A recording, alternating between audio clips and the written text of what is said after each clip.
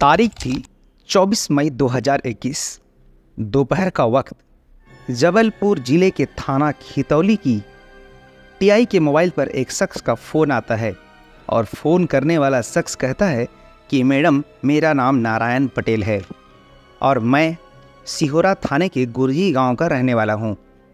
मेरे पिता प्रेम नारायण के मोबाइल पर किसी अनजान शख्स ने इत्तला दी है कि पान अररिया रोड के किनारे मेरे छोटे भाई की मोटरसाइकिल खड़ी है। उससे थोड़े ही दूर में किसी की लाश भी पड़ी है जिससे बहुत बदबू आ रही है। इस बात से मुझे बहुत डर लग रहा है मैडम, क्योंकि मेरा छोटा भाई सोनू 16 मई से लापता है। उसकी कोई खबर नहीं है। टीआई ने कहा, तुम मत घबराओ और तुम हरगढ़ जंगल पहुंचो और मैं भी 1 घंटा में पहुंच रही हूं। फ़ोन बंद करने के बाद टीआई अपनी जांच टीम के साथ 3:30 में हरहर जंगल पहुंच जाती है। आगे जाने के बाद उन्होंने देखा एक लाश पड़ी है जो पूरी तरह से सड़ चुकी है और वहां से बहुत बदबू आ रही है। जहां ये सड़ी हुई लाश रखी थी उसके कुछ ही दूर में एक मोटरसाइकिल भी खड़ी थी, क्योंकि उस वक्त कोरोना का महामारी भी चला हुआ था और लाश के पास पुलिस को करीब 1-1 मीटर की 2 रस्सी, नीले रंग का एक लोअर, टी-शर्ट, बनियान, चमड़े के चप्पल और 2 मास्क वारदात वाले जगह से बरामद हुए। इस केस की तहकीकात अभी चल ही रही थी, तभी नारायण भी उस जगह पे पहुंच जाता है और उसने अपनी मोटरसाइकिल को पहचान लेता है। मोटरसाइकिल देखते ही वह कहता है, यह मोटरसाइकिल हमारी है, क्योंकि लाश पूरी तरह से खराब हो चुकी थी, इसलिए उसे पहचानना बहुत मुश्किल था। चेहरा पूरी तरह से खराब हो चुका था, इसलिए उसकी पहचान नहीं हो पा रही थी। लाश के पास एक बड़ा सा पत्थर भी पड़ा हुआ था। उस पत्थर पर लगी हुई मिट्टी का सैंपल तौर पे लिया जाता है और उस पत्थर पर मक्खियां भिनभिना रही थी, जिससे पुलिस यह अंदाजा लगाया कि इसी पत्थर से चेहरे को कुचला गया होगा। नारायण पटेल ने वारदात वाली जगह से पाई गई कपड़े और चप्पल को देखकर अपने छोटे भाई सोनू की लाश की पहचान कर ली और कहा, यह मेरा छोटा भाई सोनू ही है। सोनू की शादी कुछ दिन पहले हुई थी और सारे कपड़े भी वही थे जो उसके शादी में दिए गए थे। यह नारायण को अपने साथ लेकर थाना पहुंचती है और उन्होंने नारायण के घर वालों को भी थाना बुलवा लिया। फिर पुलिस ने शुरुआती जांच की पूरी रिपोर्ट तैयार करके आगे की कार्रवाई शुरू करती है। कार्रवाई करने के लिए फाइल तैयार की। हालांकि सोनू के लापता होने की रिपोर्ट 17 मई 2021 को सिगोरा थाने में भी तुलसीदास के बड़े बेटे नारायण पटेल ने लिखवाई थी और इस रिपोर्ट के मुताबिक सोनू 16 मई 2021 की सुबह के 10 बजे घर से अपनी नई नवेली पत्नी का मोबाइल ठीक करवाने कहकर सिहोरा गया था, लेकिन कभी रात होने के बाद सोनू घर नहीं आया। तो सोनू के दोस्त और रिश्तेदारों को पूछताछ की, लेकिन किसी ने भी उसकी कोई खबर नहीं दी। जब उसका कोई पता नहीं चला तो पुलिस ने उसे लापता होने की रिपोर्ट लिखाई गई। 4 दिन पहले ही सोनू की कटनी जिले की बहुरीबंद के बरपन गांव में एक लड़की गायत्री के साथ 12 मई 2021 को शादी हुई थी, लेकिन जब पुलिस ने इस बारे में सोनू की पत्नी गायत्री से पूछताछ की तो उसने पुलिस को बताया कि उसके पति सोनू जब शाम को वापस नहीं आए तो उसने अपने पति की मोबाइल पर फ़ोन किया था, लेकिन उनका मोबाइल आउट ऑफ नेटवर्क आ रहा था। गायत्री ने कहा कि उसे लगा कि रात तक वापस आ जाएंगे, लेकिन वह वापस नहीं आए। सोनू की वापस नहीं आने पर गायत्री बहुत घबरा गई। गायत्री ने पुलिस को बताया कि नारायण को सोनू के लापता होने की रिपोर्ट लिखवाने के लिए उसी ने ही कहा था। इन सब बातों से यह पूरी तहकीकात करने पर यह साफ हो गया कि बरामद हुई लाश सोनू की है और यह भी कहा गया कि उसकी हत्या की गई है। लेकिन अब सवाल ये आता है कि आखिर सोनू की हत्या क्यों हुई, किसने की, इसकी वजह क्या थी, और पुलिस अब जल्द से जल्द हत्यारे को ढूंढकर गिरफ्तार करना चाहती थी। लेकिन जब 10 दिन के बाद मेडिकल ऑफ इंस्टीट्यूट भोपाल की रिपोर्ट आई तो उस रिपोर्ट ने पुलिस को हैरत में डाल दिया, क्योंकि रिपोर्ट के मुताबिक सोनू के गले पर पतली एक रस्सी भी लिपटी हुई थी जो गले में अंदर तक घुस गई थी और इसी के आधार पर रिपोर्ट में सोनू की मौत को पहले आत्महत्या कहा गया था, लेकिन साथ ही उसके दोनों हाथों की केहनियों और पैर के घुटनों के ठीक ऊपर रस्सी के बांधने के निशान भी पाए गए थे और यह निशान सोनू की हत्या की तरफ इशारा कर रहा था। यानी इस हत्या में एक से ज़्यादा लोगों की होने की आशंका जताई जा रही थी, क्योंकि पुलिस का मानना था कि कोई एक व्यक्ति कैसे एक हट्टा कट्टा नौजवान इंसान की हत्या कर सकता है, कैसे कोई अकेले सोनू के हाथ और पैर को बांध सकता है। और इस मामला को खतौली पुलिस स्टेशन में 10 जून को दर्ज किया गया था। सिहोरा तहसील में एसडीपीओ कृति सोमनाथ सिंह ने इस केस को गंभीरता से लिया और उन्होंने सोनू के मोबाइल की कॉल डिटेल्स निकलवाई, तो उससे पता चला कि सोनू के मोबाइल नंबर से 16 मई को किसी मधु पटेल नाम की लड़की से कई बार बात की गई है और सोनू के घर से निकलने के बाद इन दोनों में 10:30 बजे से 12 बजे के बीच की गई थी। इसके अलावा सोनू से किसी और से कोई बातचीत नहीं हुई थी और पोस्टमार्टम रिपोर्ट के मुताबिक सोनू की मौत दोपहर के करीब 2:30 बजे हो चुकी थी। इसके बाद सोनू का बड़ा भाई नारायण और सोनू की पत्नी गायत्री से मधु के बारे में अलग अलग पूछताछ की गई, तो नारायण ने बताया कि मधु उसकी बहन की नंद है और वह सिहोरा तहसील के ही गड़े गांव में अपने माँ बाप और भाई बहनों के साथ रहती है। इसके बाद मधु के बारे में गायत्री से पूछताछ की गई, तो गायत्री ने बताया उससे पुलिस को इस केस को सुलझाने में काफ़ी मदद मिली। ऐसा लगा कि अब इस केस को आसानी से सुलझाया जा सकता है।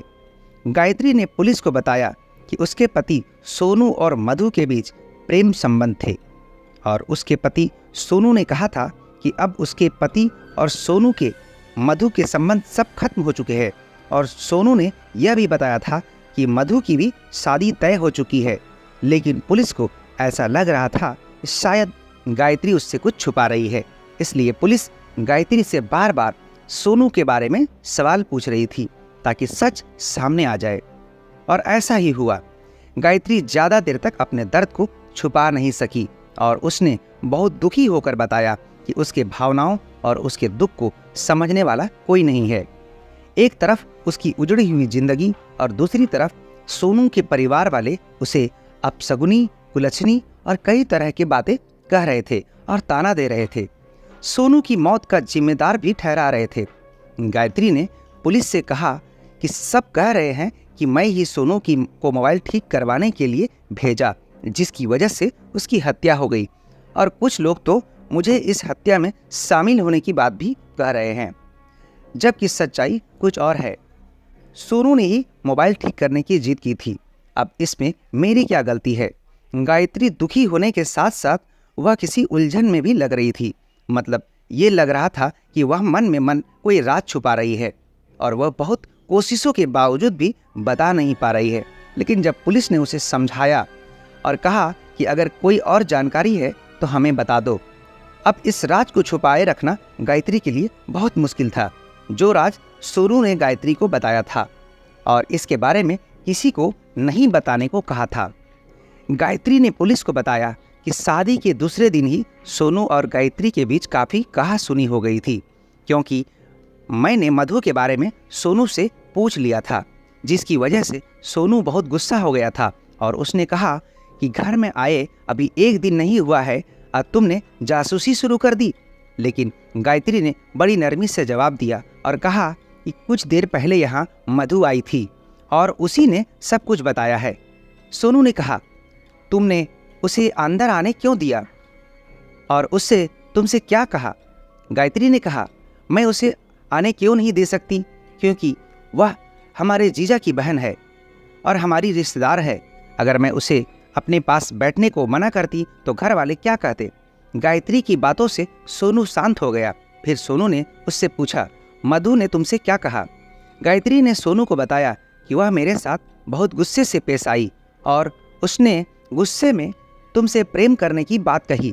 ये बात सुनकर सोनू दंग रह गया। गायत्री ने सोनू को यह भी बताया कि कुछ इस तरह से झगड़ा करके धमकी देती हुई घर से गई है और उसने तुम पर बेवफाई का इल्ज़ाम लगाते हुए कहा। तुम्हें उसने धोखेबाज भी कहा। मधु का कहना था कि उससे शादी का वादा करके उसके साथ संबंध बनाता रहा और सोनू ने तुमसे शादी कर ली। सोनू ने गायत्री पर गुस्सा होने और मामला को आगे बढ़ाने के बजाय उससे माफ़ी मांग ली और मधु से सारा संबंध खत्म करने का वादा भी किया। और बातों ही बातों में सोनू ने गायत्री को बताया कि अब वह मधु की ब्लैकमेलिंग का शिकार हो रहा था, क्योंकि उसकी कुछ चीज़ें मधु के पास है जिसकी वजह से मधु उसे ब्लैकमेल कर रही है। लेकिन गायत्री के बहुत पूछने पर भी सोनू ने उसे ब्लैकमेलिंग के बारे में उससे कुछ नहीं बताया और ये सारी बातें अपने तक ही सीमित रहने को कहा। पुलिस के गायत्री के बताए हुए सारी बातों की वजह से इस केस को सुलझाने की बड़ी अहम साबित हुई। हालांकि अभी तो गायत्री के हाथों में लगी मेहंदी का रंग भी फीका नहीं हुआ था और उसका सुहाग उजड़ गया था। जिंदगी बेरंग हो गई थी। अपने पति को खो चुकी गायत्री अपनी दुख और तकलीफ के बाहर भी नहीं आ पाई कि सोनू के परिजनों ने उस पर कैसे कैसे नाम दे दिए। इसके बाद पुलिस के शक के आधार पर मधु पटेल को भी पूछताछ के लिए थाने बुला लिया। इसके बाद मधु को महिला पुलिस ने पहले अपनी बातों से उसे अपनी जाल में फंसाया और फिर अलग अलग तरीके से उससे पूछताछ की, जैसे कि तुम सोनू को कब से जानती हो। मधु ने कहा कि जब से उसके भाई की शादी उसकी बहन से हुई थी तब से मैं सोनू को जानती हूँ। पुलिस ने उससे पूछा, तुम सोनू से प्रेम करती हो? मधु ने बड़ी आसानी से कह दिया, जी नहीं। पुलिस ने फौरन दूसरा सवाल किया, तुम तो सोनू से शादी करना चाहती थी? मधु ने कहा, आपको ये किसने बताया कि मैं उससे शादी करना चाहती थी? पूछताछ कर रही पुलिस अधिकारी ने कहा, तुमने ही तो कहा है। और यह कहते हुए उस पुलिस ने एक ऑडियो सुनाया। इस ऑडियो में मधु काफ़ी तेज आवाज़ में बोल रही थी कि अगर तुमने मुझसे शादी नहीं की तो देख लेना, मैं सब कुछ बर्बाद कर दूंगी और तुम्हें भी नहीं छोड़ूंगी। इसके बाद पुलिस अधिकारी ने मधु से कहा, यह धमकी तुमने किसको दी थी? मधु ने कही, बताती हूँ मैडम, सब कुछ सच सच बताती हूँ, लेकिन सोनू को मैंने नहीं मारा। इस पर फौरन पुलिस अधिकारी ने कहा, मैंने तो तुमसे सोनू की हत्या के बारे में नहीं कहा। इसके बाद पुलिस ने कहा कि अच्छा चलो, सोनू की हत्या के बारे में कुछ बता दो, जो कुछ तुम जानती हो कि सोनू को किसने मारा। मधु ने कहा, मुझे इसके बारे में कुछ नहीं मालूम। इस पर पुलिस ने मधु को बताया कि जिस दिन सोनू की हत्या हुई थी उसके 2 घंटा पहले ही उसने तुमसे फ़ोन पर बातें की थी और सोनू की हत्या भी तुमने ही करवाई है। इसका सबूत हमारे पास है। यह कहते हुए जब पुलिस ने उसकी टूटी हुई रिस्ट वॉच का फीता मधु को दिखाया तो वह बुरी तरह से चौंक गई और उसके माथे पर पसीना आ गया और घबराई हुई आवाज़ से उसने पानी मांगा। पानी पीने के बाद पुलिस ने कहा, देखो मधु, तुम्हारी शादी होने वाली है। अगर तुम सब कुछ सच सच बता दोगी तो तुम्हें कुछ नहीं होगा।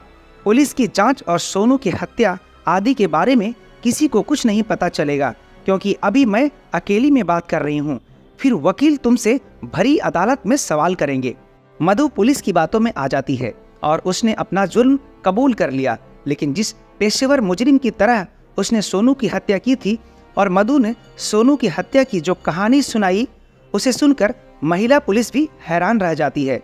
दोस्तों, इस हत्या की पूरी सच्चाई जानने के लिए इस वीडियो में आखिर तक बने रहें और अगर आपने अभी तक मेरे चैनल को सब्सक्राइब नहीं किया है तो अभी ही सब्सक्राइब करके बेल आइकन को दबा दे ताकि मेरी आने वाली वीडियो आप तक आसानी से पहुंच जाए। और अगर वीडियो पसंद आए तो लाइक भी करें और समाज में हो रहे दिल दहला देने वाली घटनाओं से रूबरू होते हुए ताकि आप भी सावधान रहें और शेयर भी करें ताकि बाकी लोग भी सावधान रह सके। अब आइए आपको आगे की कहानी बताते हैं। दरअसल मधु और सोनू की प्रेम कहानी भी पवित्र प्रेम की बुनियाद अनैतिक संबंध और बदले की आग में टिकी हुई थी। मधु के द्वारा पुलिस की दी गई बयान के मुताबिक मधु पटेल बड़ाई गांव की रहने वाले नारायण पटेल की बेटी थी। उनके बेटे साहिल की शादी प्रेम नारायण पटेल की बेटी निधि से साल 2019 में हुई थी। क्योंकि दोनों परिवार में पहले से ही खेती बाड़ी की वजह से बहुत ही अच्छी जान पहचान थी और दोनों एक दूसरे की मदद करने के लिए हमेशा तैयार रहते थे और सरकारी अनाज की मंडी में भी धान और गेहूं की बिक्री सिलसिलेवार सोनू और अक्सर मधु के साथ आया जाया करता था, क्योंकि सोनू निधि का छोटा भाई था, जिसकी वजह से सोनू का उसकी बहन के ससुराल आना जाना शुरू हो गया। साहिल की बहन मधु चंचल स्वभाव की एक हंसमुख और खूबसूरत लड़की थी।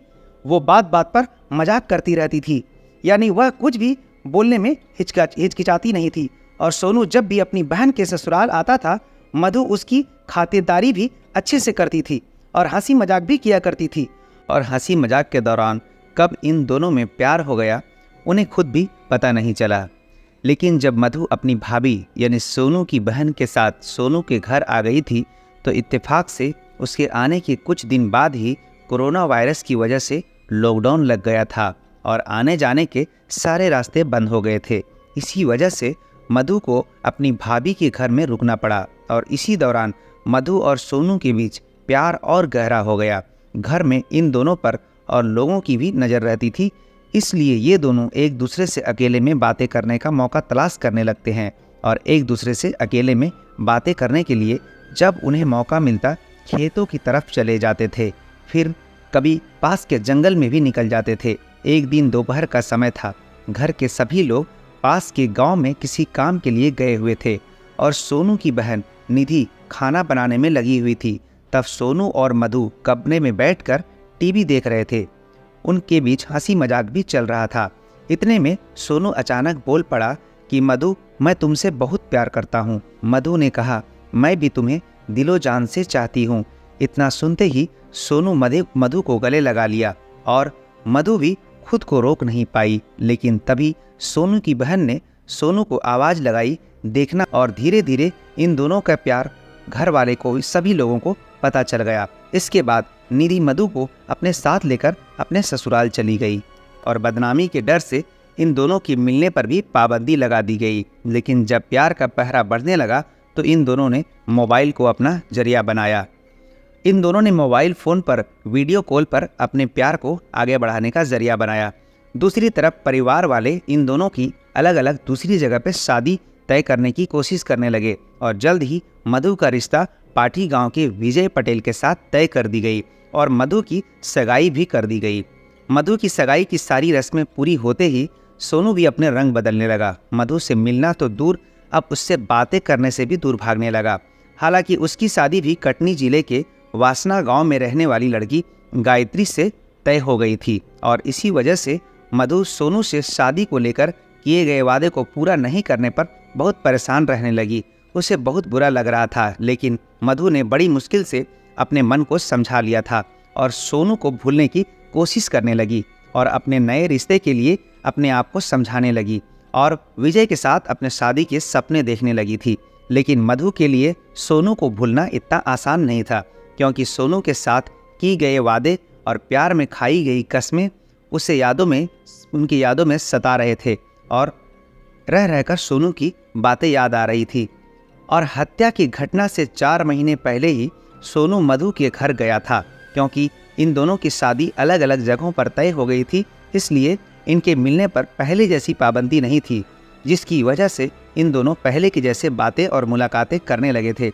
लेकिन दूसरी जगह सगाई होने के बाद भी एक दिन सोनू मौके का फ़ायदा उठाकर मधु के साथ एक बार फिर शारीरिक संबंध बना लेता है। और इतना ही नहीं, सोनू ने मधु का अश्लील वीडियो भी बना लिया और बाद में यह वीडियो मधु के व्हाट्सएप में भेज दिया। मधु सोनू से इस हरकत से बहुत परेशान रहने लगी थी। मधु ने सोनू को इस वीडियो को हमेशा के लिए डिलीट करने के लिए कहा। उसकी बहुत मिन्नत समाजत की, लेकिन सोनू के दिमाग में कुछ और ही चल रहा था। सोनू ने उस वीडियो से मधु को ब्लैकमेल करना शुरू कर दिया। मधु उससे समझाती रही कि उसकी शादी होने वाली है और वह उसके रिश्ते का लगने का भी हवाला देती रही और कहती थी, क्यों ना हम सब कुछ भूलकर अपने अपने आने वाली नई जिंदगी की शुरुआत करें। जिसके जवाब में सोनू वीडियो वायरल करने की धमकी देने लगा और ये सब कुछ ऐसे ही चलता रहा और सोनू की शादी 12 मई 2021 को हो गई। लेकिन दोबारा लॉकडाउन लगने की वजह से मधु की शादी की तारीख पक्की नहीं हो पाई। इसके बाद सोनू ने मधु से मिलने के लिए 15 मई यानी अपनी शादी के 3 दिन बाद लगातार कई बार फ़ोन किया और उसे मिलने को कहा। उसने फ़ोन पर मधु से कहा कि तुम्हारी अब शादी होने वाली है, इसलिए आखिरी बार मेरे साथ संबंध बना लो। मधु ने कहा, ठीक है, मैं आखिरी बार तुम्हारे साथ संबंध तो बना लूँगी, लेकिन सब कुछ मेरे कहने के मुताबिक होगा और जगह भी मैं तय करूँगी। सोनू ने पूछा, कौन सी जगह और कैसा तरीका? मधु ने कहा, वो सब कुछ मैं तुम्हें 16 तारीख को बताऊंगी। क्योंकि मैं चाहती हूँ कि हमारी आखिरी मुलाकात एक यादगार बने। इसलिए तुम दिन के 10:30 बजे फ़ोन करना। मैं मिलने की जगह बता दूंगी, लेकिन तुम्हें मेरे कहने के मुताबिक संबंध बनाने होंगे और जैसा जैसा मैं कहूँगी तुम्हें वैसा ही करना होगा और तुम्हें सबसे पहले मेरे अश्लील वीडियो डिलीट करने होंगे। मधु की बातें सुनकर सोनू बहुत बेकरार हो गया और उसने फौरन ही हाँ कर दी और अगले दिन यानी 16 मई 2021 ठीक 10 बजे अपने पिता का मोटरसाइकिल लेकर मधु के बताए हुए जगह सिंगम मंदिर के पास पहुंच गया। वहां पहुंचकर उसने मधु को फ़ोन किया। कई बार फ़ोन करने पर भी मधु ने कॉल रिसीव नहीं की तो सोनू परेशान हो गया। सोनू ने फिर से कॉल की तो इस बार मधु ने फ़ोन रिसीव करते हुए कहा, 10 मिनट में मैं पहुंच रही हूं। थोड़ी देर के बाद मधु अपनी बुआ की बेटी निमिषा के साथ पहुंच गई। सोनू ने कहा, अब कहाँ चलना है? मधु ने कहा, वहीं जहां पहले भी कई बार मिलते रहे हैं, यानी हरहर जंगल में चलना है। इसके बाद तीनों आधे घंटे में मोटरसाइकिल के जरिए वहां पहुंच गए। सोनू ने अपनी मोटरसाइकिल सड़क के किनारे खड़ी कर दी और निमिषा को भी वहां रुकने के लिए कहा। इसके बाद सोनू मधु के साथ अंदर जंगल में चला गया। फिर एक झाड़ी के बीच थोड़ी सी जगह पर दोनों बैठ गए। मधु ने अपने हैंडबैग में रखा हुआ स्टूल निकालकर बिछा दिया, जिस पर बैठकर वह अक्सर रोमांटिक बातें किया करते थे। इसके बाद सोनू इस स्टूल पर लेट गया तो मधु ने रोमांटिक अंदाज में कहा, आज मैं तुम्हारे हाथ और पैर को बांध दूंगी और तुम्हारी आँखों पर भी पट्टी बांध दूंगी। इसके बाद हम संबंध बनाएंगे। ये सब सुनकर सोनू को कुछ अजीब तो लगा, लेकिन हवस की आग में जल रहा था। सोनू मधु के कहने पर पेट के बल लेट गया और इसके बाद मधु ने सोनू के हाथ और पैर रस्सी से अच्छी तरह बांध दिए और उसके पीठ पर चढ़ गई, क्योंकि सोनू लेटा हुआ था और हवस का भूखा उसे मधु के खतरनाक इरादे को भांप नहीं पाया और मधु पास में ही पड़ा एक पहाड़ी सा पत्थर उठाकर सोनू के सर पर जोर से मार दिया। इससे पहले सोनू कुछ समझ पाता, मधु ने ताबड़तोड़ उस पत्थर से सोनू पर कई बार वार कर दिए। हाथ और पैर बंधे होने की वजह से सोनू कुछ नहीं कर सकता था और मधु ने बड़ी आसानी से एक रस्सी की मदद से ही उसके गले को पूरी ताकत से दबा दिया। आंखों में पट्टी होने की वजह से और हाथ पैर बंधे होने की वजह से सोनू अपने बचाव में कुछ नहीं कर सका और कुछ ही देर में सोनू अपनी ज़िंदगी की बाजी हार गया। उसकी मौत होने के बाद मधु और सोनू की आंखों से पट्टी खोल दी और हाथ और पैर की रस्सियां भी खोल दी, लेकिन गले की रस्सी लिपटी हुई छोड़ दी और ज़मीन पर बिछाया हुआ स्टूल मोड़कर अपने हैंडबैग में रख लिया और उसने पत्थर से कई बार चेहरे पर वार कर दिए और अब मधु अपने घर चली आई। घर आने के बाद उसने सोनू का मोबाइल और अपने स्टूल, ATM कार्ड और रुमाल जलाकर अपने घर के कचड़े के साथ बाहर फेंक दिया था। अपना जुल्म कबूल करने के बाद मधु ने पुलिस को बताया कि सोनू ने जो अश्लील वीडियो बनाई थी उसे लेकर वह बहुत परेशान थी। इससे छुटकारा पाने का बस यही एक तरीका उसके दिमाग में आया कि सोनू को हमेशा के लिए मौत की नींद सुला दिया जाए। इसके बाद मधु पटेल को सोनू की हत्या के इल्ज़ाम में IPS की धारा 302 और 201 लगाकर पुलिस ने मधु को कोर्ट में पेश किया और निमिषा को सच्चाई छुपाने के जुर्म में IPS की धारा 201 लगाकर कारागार गृह भेज दिया गया और मधु पटेल को महिला जेल जबलपुर भेज दिया गया। दोस्तों, इस घटना को सुनाने का उद्देश्य किसी का दिल दुखाना नहीं, किसी को परेशान करना नहीं, बल्कि आपको सावधान करना है, आपको जागरूक करना है ताकि ऐसी घटना दोबारा ना हो। दोस्तों, इस पूरी घटना के बारे में आपकी क्या राय है हमें कमेंट बॉक्स में लिखकर ज़रूर बताएं और अगर मेरी मेहनत पसंद आई हो तो लाइक कर शेयर भी करें और अगर आपने अभी तक मेरे इस चैनल को सब्सक्राइब नहीं किया है तो अभी ही सब्सक्राइब करें और बेल आइकन को दबा दें ताकि मेरी आने वाली वीडियो आप तक आसानी से पहुंच जाए और मेरा हौसला बढ़ता रहे। मिलते हैं अगली वीडियो में। धन्यवाद।